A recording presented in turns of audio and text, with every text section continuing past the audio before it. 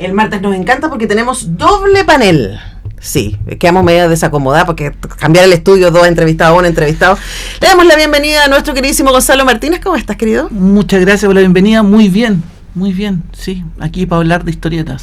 Para hablar de historietas, de cómics y para hablar de uno de tus autores favoritos, porque como muy bien anunció Gonzalo cuando partimos este panel, la idea era pasar un recorrido por los que a ti te gustan, te entusiasman y conocerlos. Para mí fue un descubrimiento Hiro Taniguchi, y además porque Gonzalo tuvo la amabilidad de prestarme estos libros para que yo los leyera y conociera de quién íbamos a hablar.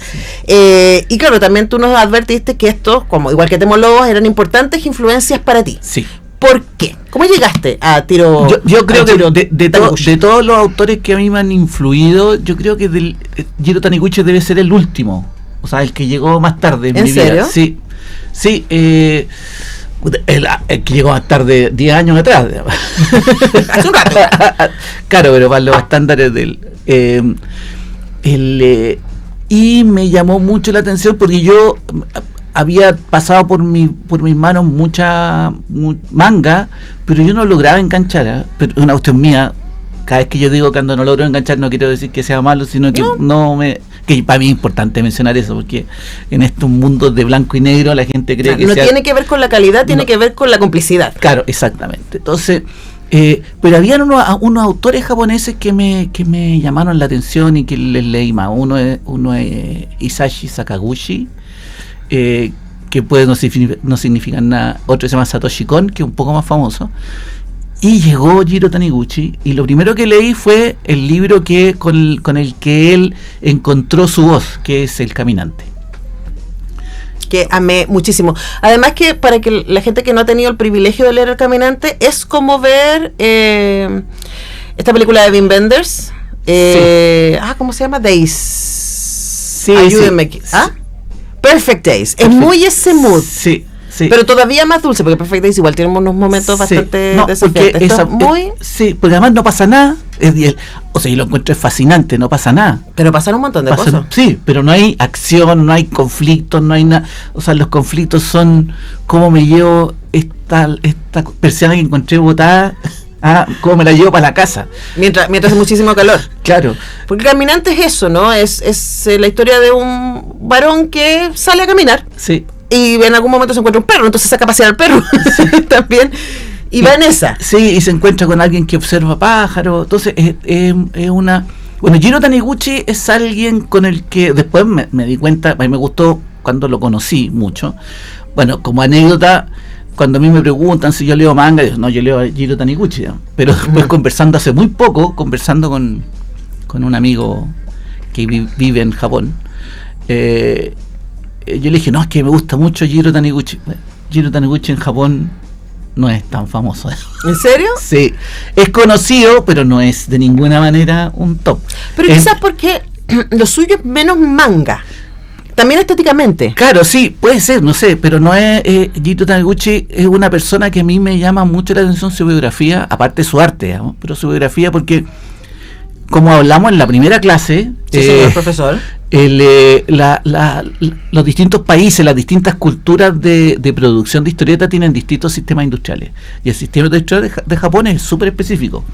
Te somete a un sistema industrial de mucha producción, en donde los editores están muy encima, y Hiro Taniguchi nunca encontraba su lugar. Como que lo ponían a hacer donde un poco bien, nunca le fue bien. Donde un poco bien le fue haciendo cosas de acción violenta, de gángster, con un guionista japonés, pero nunca enganchaba hasta que en un momento él hizo El Caminante y como que encontró su voz. Uh-huh. Y afortunadamente sus editores entendieron que era su voz. Y además tuvo un enganche muy grande con ese libro con el mercado occidental. Uh-huh. Que es lo que me pasó a mí, digamos. Yo me sentí más interpretado por eso que por otras cosas japonesas. Entonces yo me siento muy, o sea, me gusta mucho esa cosa que a los 50 años Hiro Taniguchi, después de haber estado peleando, sufriendo, hay un momento en donde él trabajaba tanto que pensó que se iba a morir y que no sabía para dónde iba su vida, porque el ritmo de trabajo de la historieta japonesa es muy grande, y de repente no sabiendo qué pasaba, se pone a hacer El Caminante, con un estilo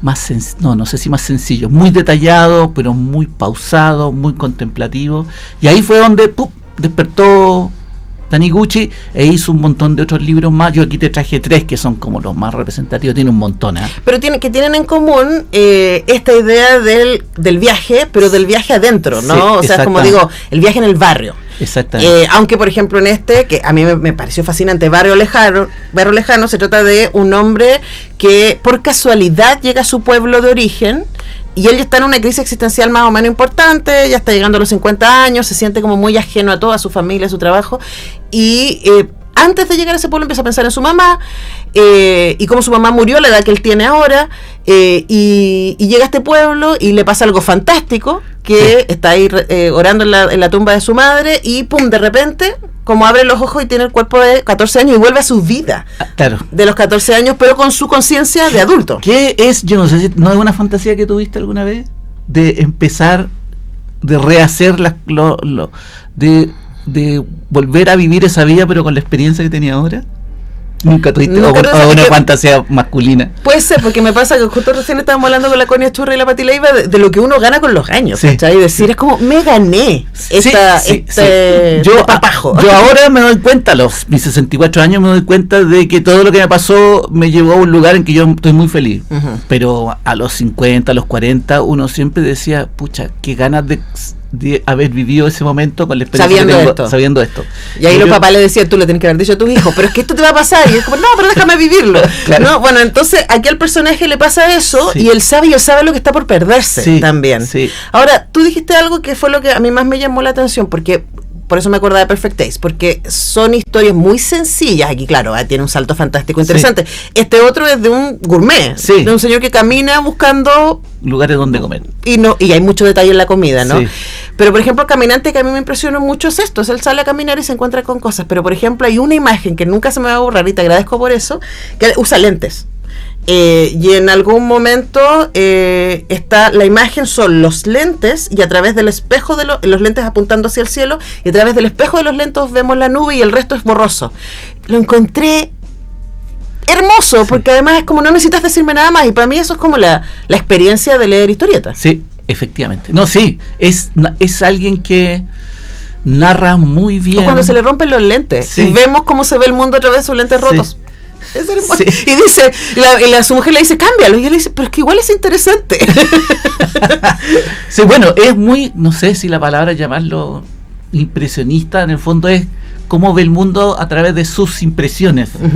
Y eso es lo que hace Jiro Taniguchi de manera extraordinaria. Produce mucho, tiene un montón de libros, tiene un libro. Bueno, él fue un poco, porque era un bicho raro en Japón, es que él era muy admirador de la historieta francesa. Y cuando pudo, empezó a hacer historieta como lo harían los franceses, pintada en acuarela, etcétera. Y tiene un libro de él paseando por el Louvre, nada más. Pero me imagino que reproduce las pinturas. Sí, todo eso. Y hay uno paseando por Venecia, es como... ¿Cómo consigue entretenernos contando cosas sencillas? Porque tiene cosas más. Hay un libro que yo no he leído, pero que le he leído he conversado con gente que lo ha leído, de un tipo que viaja por las montañas subiendo montañas. Y ahí hay un poco más de acción. Claro. Tiene ¿qué más? Tiene uno que se llama El almanaque de mi padre, que también tiene que ver con la familia. Es cuando él vuelve a su pueblo porque su papá murió, y es toda ponerse en la buena con su papá, aprovechar habla de esas cosas que nos pasan a todos. Yo creo que quizás eso finalmente es lo que funciona, ¿no? Y a mí me parece, además, leer algo como El Caminante es contracultural, porque definitivamente lo que él te propone es detente. Sí. ¿Qué es lo que hace el personaje? Sí. O sea, uno se detiene a leer El Caminante, en donde vemos un personaje que se detiene en movimiento, digo, es como camina, ¿no? Pero se detiene a mirar los pajaritos, se detiene a sentarse bajo un cerezo, se pone a conversar con la gente al lado. Yo amo a su señora, además, pues su señora como que súper lo cacha, como que lo deja. ¿Y eso dónde lo sacaste?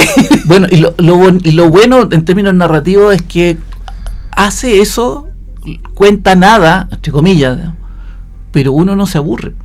O sea, ¿cómo consigue cautivar tu atención con nada? Eso yo lo encuentro fascinante de Jiro Taniguchi. Eso no tiene nada que ver con lo que yo he hecho. Yo, en general, yo hago como aventura trepidante para niños, entre comillas, de una descripción así burda. Hace otras cosas también, pero tus libros más famosos son esos. Sí, el Road Story un poco hice eso, en un tono un poco más edgy, ¿no? Sí, porque luego texto de Fuguet. Sí. Pero claro, esa cosa de cómo contar la nada de manera interesante es fascinante, pero siempre me fascinó su forma de narrar, de cómo te cautiva. ¿Sabía quién me recordó? Me voy a poner a Eric Romer un poco. Sí, súper sí. Eric Romer tiene esa cosa de contarte nada y aún así mantenerte entretenido con conversaciones. Ahora, yo creo que ahí pasan dos cosas. Una era la que tú decías, Gonzalo, de que es fácil empatizar. Es como con frente a la urgencia, decir hoy me voy a aprovechar, voy a tomar estos 5 minutos, me voy a volver caminando, o ese tipo de cosas. Y por otra cosa es la atención al detalle. Que uno puede decir, y yo pensaba mientras lo leía, ¿no? Y pensaba en esta conversación, era como, bueno, pero todo dibujante debería tener atención al detalle. Porque esa es la gracia un poco de la historieta, de que uno pueda detenerse en el cuadro. Pero yo creo que aquí, especialmente por ejemplo en este, que es el del hombre que come, el gourmet solitario, hay un nivel de atención al detalle. O sea, es como... Sí, claro, porque es la comida. Pero podría no serlo, digo. Entonces también quería preguntar, como dibujante y como entusiasta de la historieta, esa dedicación que a mí me parece que es innecesaria en términos de que igual me podrías contar la historia, pero es lo que enriquece. Sí, no es obligación. O sea, como dices tú, la atención al detalle no es obligación, pero en el caso de Jiro Taniguchi lo convierte en una ¿cómo se dice? Con una cosa buena, o sea, porque hay veces en que el detalle molesta. Claro. A mí hay autores, no los voy a mencionar, que ponen mucho detalle y para mí me angustia, se me revuelve la guata, en serio. O sea, me produce un efecto físico. Hay autores que efectivamente me marean. Pero ahí entramos al barroquismo. Claro. Y como que a veces está bien, pero a veces... pero es nuevamente una cosa personal. No estoy haciendo juicio de valor, estoy contando de mi experiencia. En este caso el detalle está bien puesto, y yo creo que también porque en la historieta japonesa, estoy generalizando acá, como tienen que producir mucho, 20 páginas a la semana o 16 páginas a la semana, tienen que encontrar una manera de producir rápido, por lo tanto hay muchos fondos sencillos, hay mucho achurado, hay mucha acción, etcétera. Tienen ayudantes que no tienen tiempo para detenerse en hacer eso que hace Taniguchi, de dibujar el escritorio con los libros, con todo. Claro. Porque con cada libro que te pone te está contando algo. Sí. Y acá, por ejemplo, es mucho barrio. Los 3 libros son los 3 por lo menos que tú me pasaste para leer, es mucho barrio. Y representa su barrio. O sea, cuando uno lee mangas tradicionales, uno no ve Japón, uno ve la cultura japonesa desde otra perspectiva, pero con gente como Taniguchi uno ve Japón. Uno ve la cultura japonesa de la calle, digamos. Entonces, a mí eso también me fascina mucho. Y también esa tensión, que lo pensaba también mientras lo leía, ¿no? Entre esta cosa ultra, súper, hiper productivista, de trabajar, morir a trabajar, y trabajar y trabajar, y que tu honor esté en el trabajar, y tener que trabajar y trabajar y trabajar, con esta cosa de decir, con esta cosa contemplativa, de detenerse, porque los personajes con los que él se encuentra, los mismos personajes, pero los personajes con los que se encuentra el protagonista también están en esa tensión. Sí. No, lindo. A mí me gusta Taniguchi por eso, porque bueno, El Caminante, como te decía, es la obra en donde él descubrió su voz, que eso lo encuentro desde el punto de vista de uno como profesional, encontrar la voz a los 50. Pero bueno, de nuevo, lo que hablábamos recién con la Connie y con la Patti, ¿no? De que uno tiene que... Ella dijo la Patti algo sobre los rostros incompletos a los 20 años. Pero yo pensaba también en esta palabra gringa, pero no sé si tenemos la idea del becoming, del llegar a ser, del estar Sí. Del estar transformándote para llegar a ser, ¿no? Sí. Por eso no encuentro la palabra, perdón, No, es lo sí. mismo. Sí. Pero yo creo que también a veces a uno a los 30 no tiene voz. Te tienen que pasar cosas Sí. para decir, este soy yo. Hoy voy a cambiar de dato, pero mucha gente dice que los músicos pop, los músicos de rock, encuentran su voz joven y después ya no, y es repetir lo que existe también ese Yo discurso. lo cifro con YouTube, ante tú. Claro. Que encuentro que sus discos de los 80s y 90s son unas cosas maravillosas y después de los 2000. Es repetirse lo que eran de jóvenes, es tratar de ser otra persona. Pero hay otros que no, ¿cachai? Eso me pasa con Depeche Mode, que siempre están buscando cosas y están experimentando, y tú ves que hay una evolución, hay un camino que no necesariamente más popular, pero distinto. Sí, que hay que hacer otra conversación para otro, que es bonita ese tema de en qué momento, porque una cosa, tú puedes encontrar tu voz, tú encontraste tu voz a los 20 y seguirla usando a los 40 puede sonar raro, digamos. Es que igual es buena impostura. Claro, pero también buscar cosas nuevas y que no te den bola, hay una cosa ahí. O sea, pasa constantemente. Sí. Piensa en los directores de cine que tienen que estar, o hay directores de cine que siempre hacen lo mismo y son famosos por eso, y hay directores de cine que siempre están buscando cosas nuevas y fallan. Sí. Y viceversa. Sí. Pero no hacemos eso en la vida también. No, sí, puede ser. O bueno, o sea, digo, en todo acto creativo hay una vulnerabilidad. Entonces uno puede quedarse en el mismo lugar, no exponerse y tampoco crear nada, o puede constantemente estarse moviendo y decir, ya mira, voy a hacer esta cuestión, un poco lo que tú contabas respecto a hacer novela gráfica, ¿cachai? No hay plata de por medio, es muchísimo tiempo, pero es como, no puedo no hacerlo porque... Bueno, ese es el motor que existe yo creo que en cualquier disciplina artística, no es la plata lo que te mueve, la plata es importante, quiero dejar súper en claro a todas las personas que miran esta cuestión, que no es que los artistas hagamos las cosas gratis. Porque ustedes no comen aire, digamos. No comemos aire, pero la plata no es lo primero, entonces por eso la gente malinterpreta esta cuestión. Pero efectivamente la plata no es lo primero, porque lo primero es hacer lo que uno quiere hacer. Y uno es como un contracultural, digamos, sí, quiero hacer a toda costa lo que quiero hacer. Aunque eso signifique costos para mí. Sí, el asunto es que la operación en general tiene que funcionar, pero sí, qué interesante conversación nos dejó Taniguchi, efectivamente, porque la vida de Taniguchi, bueno, murió joven también, relativamente joven, por efecto de haber trabajado tanto. Claro. Pero a lo mejor por eso su voz era más contemplativa. Puede ser. O sea, como decir, tuve que estar arriba de la máquina y cuando yo quiero hablar, lo que quiero hablar es de detenerse. Sí. Ahora, para cerrar, Gonzalo, querido, ¿se encuentran los libros de Taniguchi? Sí, en cualquier parte los encuentras, yo creo. Ya, no sé cualquier parte. En tiendas de cómics. Tiendas de cómics, Shazam Comics, que son amigos míos, quiero decir. En Shazam están. Shazam Comics. Busca libre. O sea, ahora existe Google, tú podías encontrarlo. Hiro Taniguchi. Con J. Y está. ¿Sabéis qué? Además es historieta para todos los gustos. Sí. O sea, no es solamente para los aficionados a la historieta, sino que yo creo que cualquiera. Por ejemplo, el Gourmet Solitario es un hit en mi casa. El Gourmet Solitario durante mucho tiempo lo encontraba en los sillones, lo encontraba en el baño. Siempre había alguien mirándolo, hojeándolo, releyendo alguno de sus capítulos. Que es es que es muy bonito. Además que me caen muy bien sus personajes. Sí, porque son complicados, pero sencillos. Son las dos cosas. Son muy sencillos. Hay una muy bonita en donde se compra estas cosas que se calientan cuando se abren en Japón. Y se la comen en un tren y está súper preocupado porque dejó el tren con olor a comida. Bueno, y hay gatos también, siempre es muy importante. Sí. En Japón es muy importante. Gonzalo Martínez, hoy día dándonos clases sobre Hiro Taniguchi, para que lo busquen. Para mí fue un placer lector, debo decir, aunque, insisto, yo soy una recién iniciada en cómics, pero por eso, básicamente, seamos honestos, este panel lo hice para que yo aprenda. El gusto de hablar con Gonzalo Martínez semana por medio. Oye, ¿te llevas de regalo? Sí. Mario Vargallosa, cuentos sacados por Planeta. Muchas gracias, querido, por venir. Muchas gracias, Planeta, muchas gracias por invitarme. La próxima semana... 2 semanas más. Perdón, en 2 semanas más vamos a hablar de Hugo Pratt y específicamente de su libro La balada del mar salado. Qué maravilla. ¿Cierto? Yo me lo llevo para leerlo, así que lo comentaremos en 2 semanas más. En 2 semanas más. Vamos a la música, y ya está Alejandra Pinto para hablar con nosotros de cine y representación de la dictadura en el cine chileno.